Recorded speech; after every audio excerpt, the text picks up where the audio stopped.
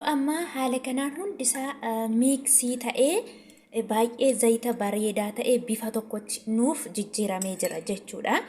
Amma kana booddee daqiiqaa 10f akkasitti tallaajaa keessa yookiin immoo firiijii keessa tursee maarra akka ga'ee walumaan hubannaan na hordofa.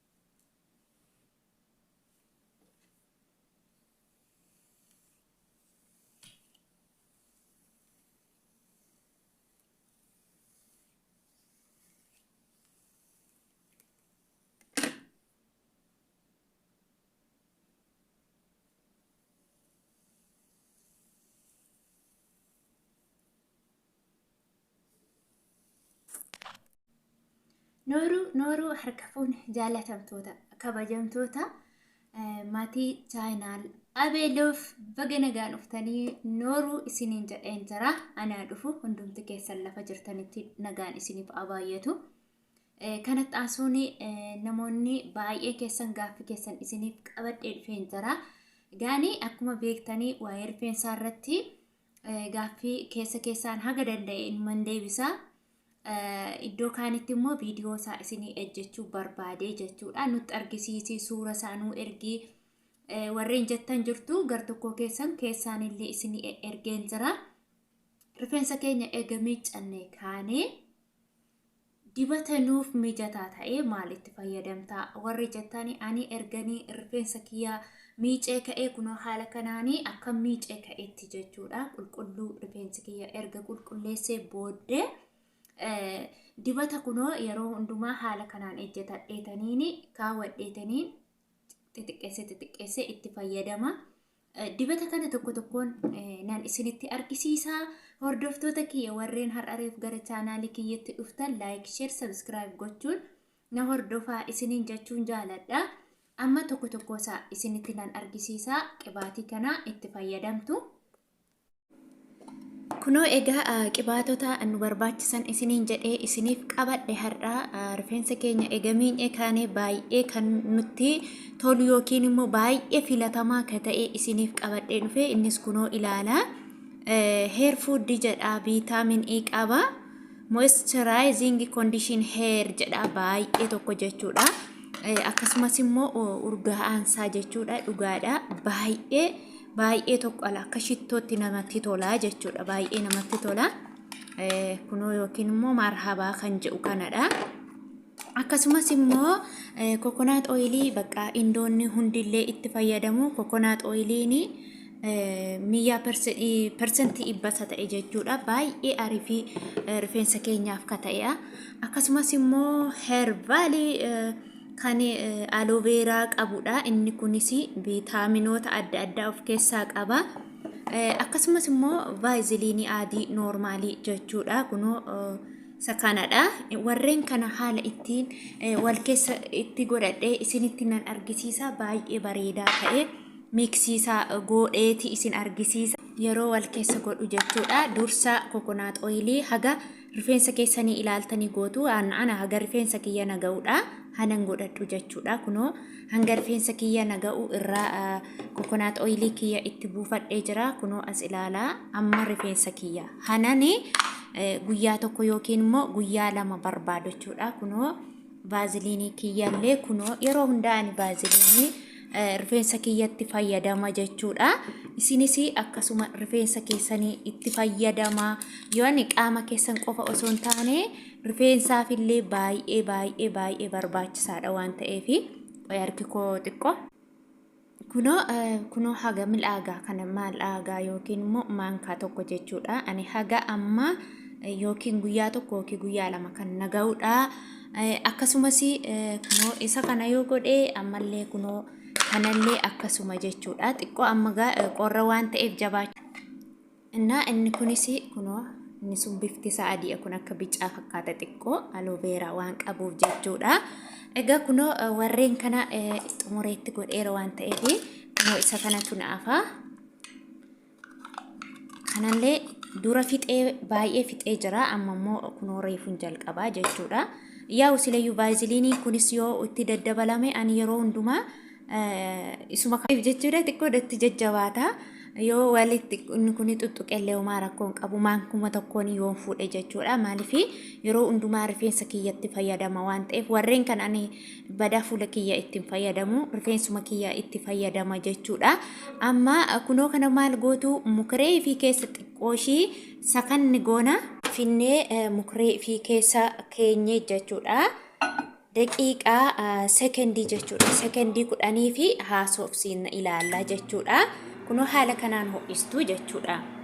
Haala kanaan ho'istu baay'ee bareedaadha jechuudha. Ani haala kanaan fayyadama yeroo hundumaa miiksii inuu ta'uuf yookiin immoo ho'isuuf jechuudha. Na akkuma kanaatti banee yoo ilaale waaw.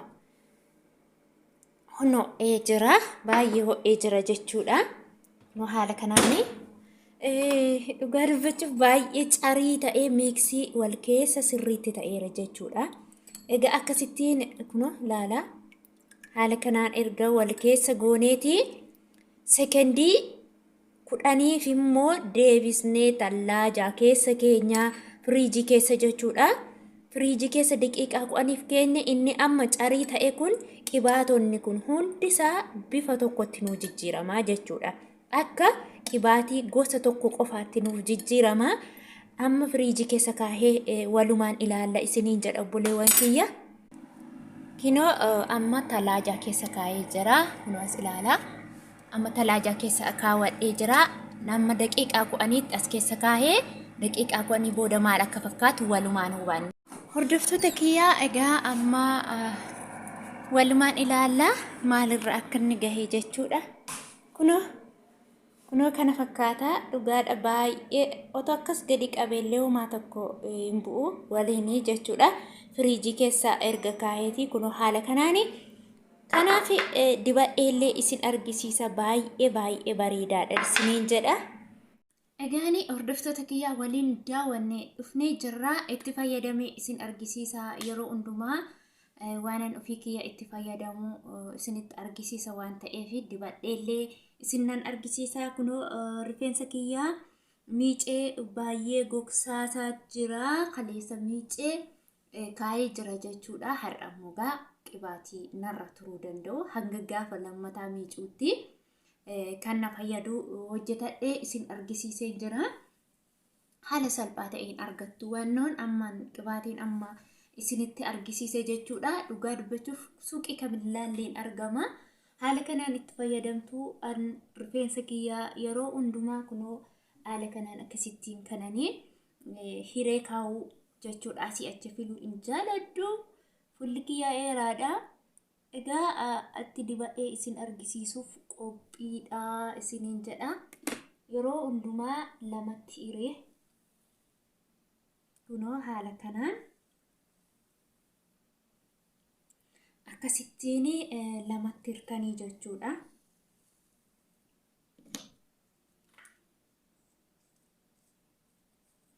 Yeroo hundumaa akkas yoo gootan bakka rifeensi keessa yoomillee taanaan jechuudha hin goggogu dhugaadha hin goggogu isin jalaallee hin caccabu.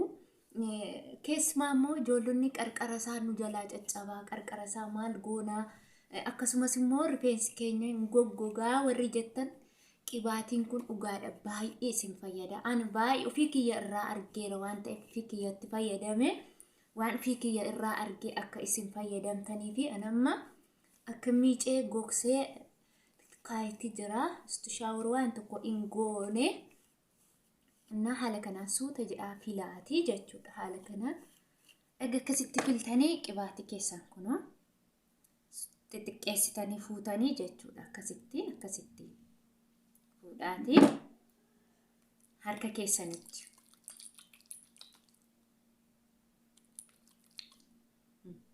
akkas godhaa. kuni kan rifeensa isaati jechuudha. Akka maaliin taanee fi akka rifeensi keenya qarqarrisaa nu jalaa hin caccabne. Akkasumas immoo gurmuunsaa guutuun akka nu jalaa hin caccabne. Lallaafaa ta'u. Dhoofnee kaanes akkasumas immoo osoo hin dhayin yoo luucceffachuu barbaannes haala kanaan akka nitti nama bifti isaallee jechuudha. Bifti isaa mataa isaallee akkatti namatti tolu. Kuna bifumti isaa baay'ee namatti tola jechuudha. Amma rifeensi yeroo reefu miiccan jechuudha baay'ee hin goggoga yeroo reefu miicne. Yeroo qibaatii kana itti dibnu immoo kun akkas godhaa qarqara isaa jechuudha. Harka keessan akkas godhaa. Yoo warreen kana hunda hin qabaanne vaaziliinii qofaansa vaaziliinii qofaansa akka rifeensi keessan asirraa isin jalaan caccabne gurmuun isaallee akka hin caccabne baay'ee las godhee rifeensa akka ajaa'ibaa kanatti baay'ee bareecha dhugaa dubbachuu fi akkas gootanii haala kanaatiin jechuudha. Akkasitti yoo filtan dhugaadhaa ofuma isaa lasama hin caccabullee hin ba'ullee jechuudha. Hin ba'u hunda'u caccabuu isaa bichaatu hin taane hin buqqa'u yookaan maaliif vaaziliiniinis faayidaa qaba. Kokonaatiin immoo hin beektu indoonni illee itti fayyadamu. Akkasumas immoo qibaatii inni tokko heer food inni jedhu immoo qibaatii baay'ee bareedaa viitaaminoota baay'ee qaba waan ta'eef haala kanaan itti fayyadamtanii akkasittiin oofna. Kunoo erga seeraan akkasitti masaajii itti gootanii jechuudha. Haala akkasittiin kunoo ammaanii akkasittiin yeroo hundumaa rifeensa kiyya bakka 4 bakka 6 kana kanattiin jechuudha. Warri rifeensa baay'ee dhahuu beektanii jirtu ani kunoo haala kanaanan ahadha yeroo hundumaa jechuudha. Rifeensa kiyya bakka 4 wayis immoo bakka 6tti jechuudha. Gaafa achirraa hiiktanii dhugaadha baay'ee tokko lallaafaa akkamitti akka inni isiniif ta'u jechuudha.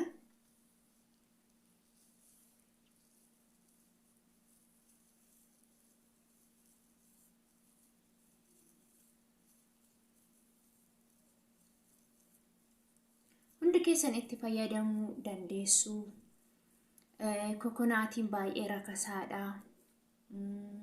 Vaaziliinii immoo madaamii finnee harka keenya nu dhukkubee qodaadhinaa nu jalaa harki keenya akkas ta'e maaloodha vaaziliinii isinii bibbitti miti. Yoo bittuu fixxee yeroo isheen jettu immoo ani yeroo hundumaa galgala luka kootti fuula kootti harka kootti dibeen bulaa jedha. Mataa kootti diban jedhiina okay? Shuftuu baay'ee tokko namatti tola dhugaa lassi jedhee jechuudha. Haala kanaan hunduma isaallee akkaatuma kanaatiin jechuudha kan isinii itti fayyadamtanii.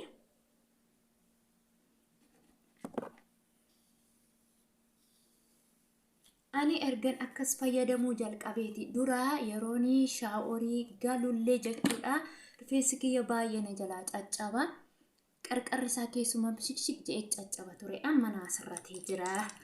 Isiniin jedhaa kunoo akkasittiin itti fayyadamtu. Yaa akkaataa itti fayyadamtan isin waan wallaaltan miti. Isin wallaaltaniitiin isinitti argisiisa osoo hin taane kanamoo kana qibaatii kanamoo kana jettu. Qibaatiin kun amma gosti rifeensa namaa baay'eetu jira. Low porosity jira, high porosity jira, middle porosity jira. Giddu galees tokkoffaa waan akkasiitu jira. Rifeensi jechuudha. Isaan kanaaf qibaatiin kun han nama hundumaati. Kan nama hundumaa. Rifeensi isaa goggogaa ta'es rifeensi isaa immoo jajjabaata ta'e lallaafaa ta'e hundumaa fi kan mijatudha jechuudha. Hundumti keessan yoo itti fayyadamtan isin fayyada.